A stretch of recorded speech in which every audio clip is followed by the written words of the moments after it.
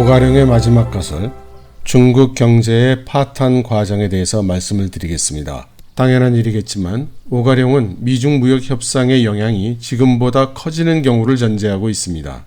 1단계 현상은 중국 경제의 성장에 대한 믿음이 사람들에게 사라져가는 것입니다. 그리고 2단계가 위안화가 절하되는 것입니다.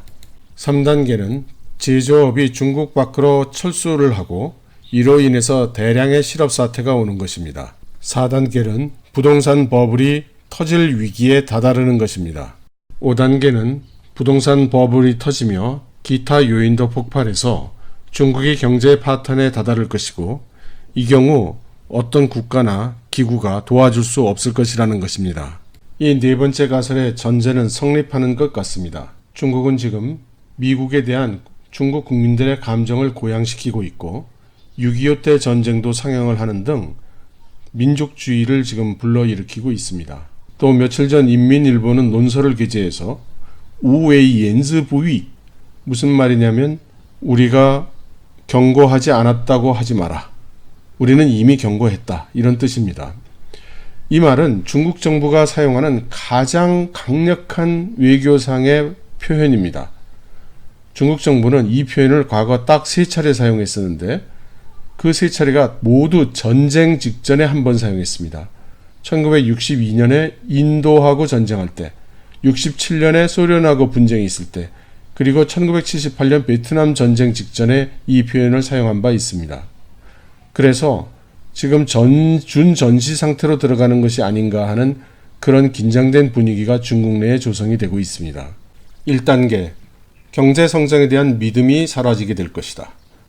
지금 현재 중국의 상황을 보면 아직 그렇게 말할 정도는 아닌 것 같습니다. 비즈니스 컨피던스 인덱스는 그 표준치인 50%에서 조금 하락한 것은 사실이지만 아직은 그렇게 크지 않고요. PMI의 경우에도 총체적으로는 50%를 넘겼습니다. 그러나 제조업 PMI가 49.4% 하락함으로써 제조업 분야에 있어서는 사실 전망이 좋지 않다고 할 수 있겠습니다. 그리고 앞으로를 더 불안하게 만드는 것은 생활 물가가 상승하고 있다는 점인데요. 공식적인 국가 통계로 5월달 들어서 물가가 2.5%나 상승을 했습니다. 그 중에서도 서민들의 생활에 직결되는 식품 물가가 6.1%가 상승했고요. 아프리카 돼지 열병의 영향이겠지만 돼지고기가 무려 14.4%나 가격이 올랐습니다. 그리고 작년 가뭄의 탓이라고 하는데 야채류의 가격도 17.4%나 상승을 했습니다. 반면 2단계인 런민비에 관해서는 중국 정부가 성공적으로 위안화 절하를 막고 있는 듯이 보입니다. 현재 6.92 정도를 가고 있는데요. 중국 정부의 정책 목표가 바오치 7.0을 지키는 것입니다. 여기에 대해서 전문가들은 7.2, 7.4, 심지어 7.6까지 간다는 그런 의견들이 나오고 있습니다. 재미있는 것은 오가룡의 의견은 8.0입니다. 8.0까지 간다는 것입니다. 지난번 그 시진핑 주석이 미중 무역 협상을 거절한 이유를 해석한 대만의 명거정 교수의 경우에는 역시 마찬가지로 8.0에서 8.2를 임계점으로 보고 있습니다. 그 수치를 넘으면 사단이 난다는 뜻이죠. 3단계인 제조업 철수 및 실업에 대해서 말씀드리겠습니다. 중국 정부 국가통계국의 데이터를 보면 외국 기업의 철수가 작년 말까지 대량으로 일어났으나 금년에 들어서면서 멈춘 것으로 나타나고 있습니다. 실업률의 경우도 작년 연말까지는 5%를 훨씬 상회하는 높은 실업률이었지만 금년 2, 3, 4월 들어서면서는 전부 3%대로 안정적인 모습입니다. 그런데 대만에서는 금년 1월부터 철수하기 위해서 지방정부에 신청을 하면 그 신청이 반려되고 있다는 그런 이야기가 있습니다. 그리고 리커창 총리가 불과 얼마 전에도 나와서 실업을 걱정하고 대학생들이 직장을 얻지 못해서 고향으로 가는 일이 없도록 최선을 다하겠다고 굉장히 걱정 어린 발언도 하고 있고요. 여러 매체에서 실업이 확대되고 있다는 보도가 나오고 있는데 오히려 갑자기 실업률이 대폭 줄어든다는 것도 이해하기 어렵습니다. 데이터의 신뢰성에 좀 문제가 있다는 생각이 들고요. 오히려 실업 같은 경우에 당국이 제대로 된 숫자를 발표하기가 어려울 정도로 증가한 것이 아닌가 하는 이런 생각을 해봅니다. 네 번째로 오가령의 가장 결정적인 상황으로 여기고 있는 부동산 버블에 대해서 살펴보겠습니다. 금년도 4월에 발표된 중국 사회과학원 산하의 부서에서 연구보고서를 냈는데요. 거길 보면 금년 중국 부동산 투자액은 6.8% 증가가 예상된다 했고요. 판매 면적은 상대적으로 줄어들어서 0.35% 정도가 줄어들 거라고 했습니다. 투자액은 증가하고 면적은 줄어서 가격은 전국 평균으로 평방미터당 9,206위안, 그래서 작년 대비 7.6% 상승할 것으로 예상을 했고요. 일부 도시에서는 가격 상승폭이 더 올라갈 거라고 했습니다. 반면에 주로 광동, 복건성에 있는 민간 기업가들은 이런 정부의 예상이 너무 낙관적이다 이렇게 이야기하고 있습니다. 우한, 장샤, 칭다오 이런 도시를 포함해서 중국 주요 17개 도시의 공실률이 이미 20%를 돌파했다는 것입니다. 그래서 남방에서는 금융위기가 왔을 때의 홍콩 상황보다도 지금 나쁜 것 같다 이런 얘기가 많이 나오고 있습니다. 그래서 부동산 버블은 진행 중이라고 할 수가 있겠습니다. 단지 중국의 부동산 버블은 어제 오늘의 이야기가 아니라 몇 년, 10년, 거의 20년 동안 들은 이야기입니다.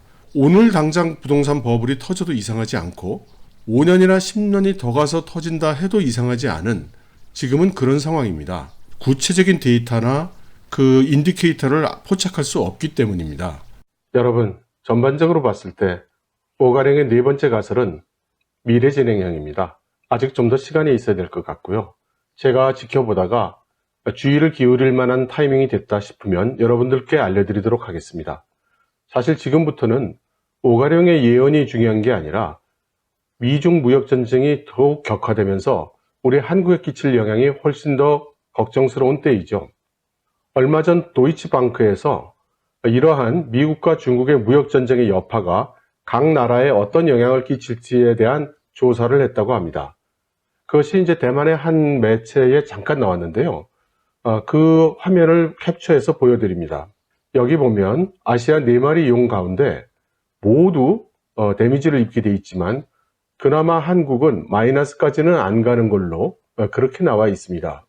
도이치방크의 이 리서치 페이퍼를 좀 구해보려고 노력을 했습니다만 구하지 못했습니다.